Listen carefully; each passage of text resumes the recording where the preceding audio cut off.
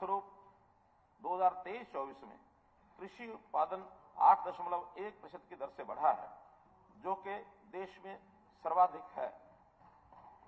बीज, उर्वरक, बिजली जैसे इनपुट पर सब्सिडी और विभिन्न योजनाओं के तहत उत्पादन के लिए डीबीटी के माध्यम से सहायता प्रदान की जा रही है।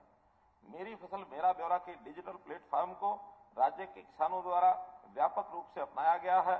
मुझे ये बताते हुए खुशी हो रही है कि मेरी फसल मेरा ब्यौरा हर सीजन में लगभग 10 लाख किसान अपनी फसल का विवरण उपलब्ध कराते हैं, जिससे सरकार को बाजार हस्तक्षेप के लिए रणनीति बनाने के लिए उपयोगी जानकारी मिलती है।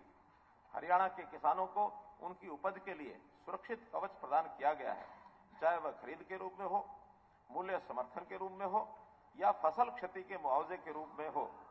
प्रचलित बाजार मूल्य और न्यूनतम समर्थन मूल्य के बीच के मूल्य के अंतर आधार पर सरकार ने न्यूनतम समर्थन मूल्य की पर सीधी खरीद या भावांतर भरपाई योजना के माध्यम से मूल्य अंतर के लिए सहायता प्रदान करने की रणनीति अपनाई है। पिछले 3 वर्षों में सरकार ने न्यूनतम समर्थन मूल्य यानी एमएसपी पर 14 फसलों की खरीद की है और इसका भुगतान सीधे किसानों के खाते में किया है। सरकार ने खरीफ और रबी सीजन में 2023 में 29,876 करोड़ रुपए का भुगतान सीधे किसानों के खाते में जमा किया है। भावांतर सहायता की 178 करोड़ रुपए की राशि सीधे किसानों के खातों में डाली गई है। सरकार राज्य के सभी किसानों को आश्वस्त करना चाहती है कि वह उनके योगदान को समझती है और हर समय उनके साथ खड़ी रहेगी। सरकार ने प्राकृतिक आपदा से फसलें नष्ट होने पर किसानों को अपने दावे दर्ज करवाने में सक्षम बनाने के लिए ई क्षतिपूर्ति के रूप में एक डिजिटल प्लेटफॉर्म उपलब्ध करवाया है। इससे सरकार किसानों को सीधे सहायता प्रदान करने में सक्षम हुई है, जबकि पूर्व में ये सहायता भूस्वामियों को दी जाती थी। ई क्षतिपूर्ति से शीघ्रता से सत्यापन होता है और दावे भी जल्दी मिलते हैं। वित्त वर्ष 2023-24 में मुआवजे के रूप में अब तक 297 करोड़ रुपए की राशि सीधे किसानों के खातों में जमा कराई जा गई है। वर्ष 2023-24 के दौरान 50,000 एकड़ लवणीय व जल भराव वाले क्षेत्र का सुधार करने का लक्ष्य निर्धारित किया गया था।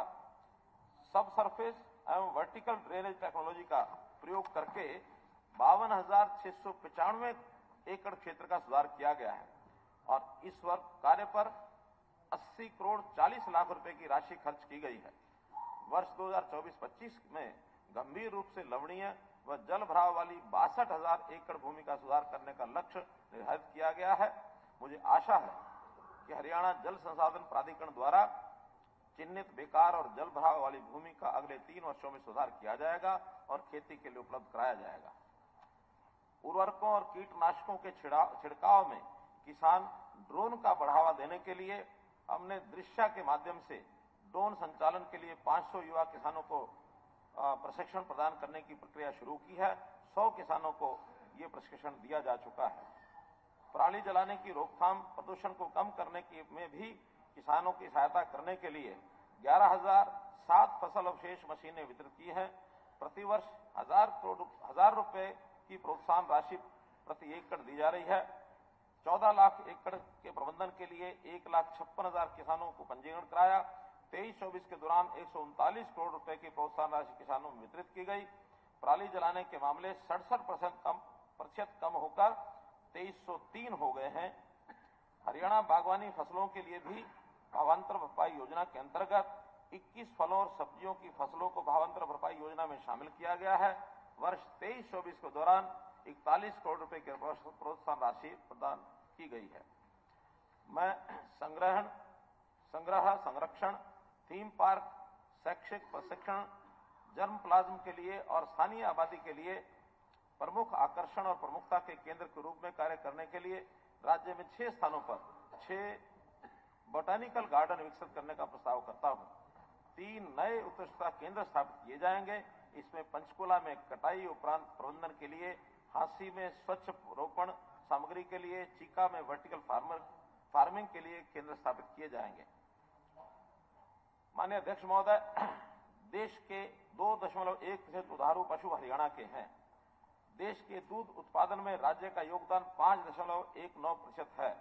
राज्य का प्रति व्यक्ति प्रतिदिन दूध उपलब्ध 1098 ग्राम है, जो राष्ट्रीय प्रति व्यक्ति प्रतिदिन औसत दूध उपलब्धता 459 ग्राम का लगभग 2.5 गुना है।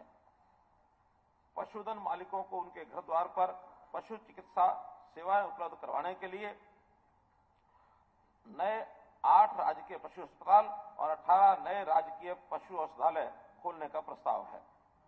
घर द्वार पर पशु चिकित्सा ये सेवाएं प्रदान करने के लिए पहले से ही 21 मोबाइल पशु चिकित्सालय इकाइयां कार्यरत हैं। इस सेवा को सुदृढ़ करने के लिए सरकार ने 70 मोबाइल पशु चिकित्सा इकाइयों के लिए अनुबंध किया है और उनकी सेवाएं शीघ्र शुरू होने की उम्मीद है। मुझे आशा है कि ये सेवाएं पशुधन मालिकों के लिए बहुत लाभदायक सिद्ध होंगी। मत्स्य पालन, इसको बढ़ावा देने के लिए 3 मोबाइल जल परीक्षण प्रयोगशाला वैन के माध्यम से किसानों को घर द्वार पर ही मिट्टी और जल परीक्षण की सुविधा प्रदान की जाएगी। 4000 एकड़ भूमि को मत्स्य और झींगा पालन के अंतर्गत लाया जाएगा। सहकारिता, अध्यक्ष महोदय, सरकार ने व्यापक बहुउद्देशीय गतिविधियां सहकारी समिति अर्थात सीएम पैक्स नामक एक नया सहकारी आंदोलन शुरू किया है, जो उद्यमिता और ग्रामीण विकास को बढ़ावा देगा। सीएम पैक्स में कृषि ऋण, फसल और खाद्य प्रसंस्करण, पैकेजिंग, विपणन, भंडारण, परिवहन, भंडारागार, बीमा और अन्य ग्रामीण आधारित सेवाओं सहित अन्य गतिविधियों की एक विस्तृत श्रृंखला शामिल होगी। मैं वित्त वर्ष 2024-25 में 500 नए सीएम पैक्स स्थापित करने का प्रस्ताव करता हूं। मुझे उम्मीद है कि सीएम पैक्स से ग्रामीण क्षेत्रों में समृद्धि के नए द्वार खुलेंगे और सहकारी आंदोलन को फलने फूलने के लिए एक मंच मिलेगा। अध्यक्ष महोदय, हमारी ये जो प्राथमिक ग्रामीण ऋषि समिति यानी पैक्स ऋण समितियां पैक्स के माध्यम से किसानों को ऋण दिए जाते हैं। मैं 30 सितंबर 2023 तक लिए गए फसली ऋण पर 31 मई 2024 तक मूलधन का भुगतान करने पर ब्याज व जुर्माने की माफी की घोषणा करता हूं।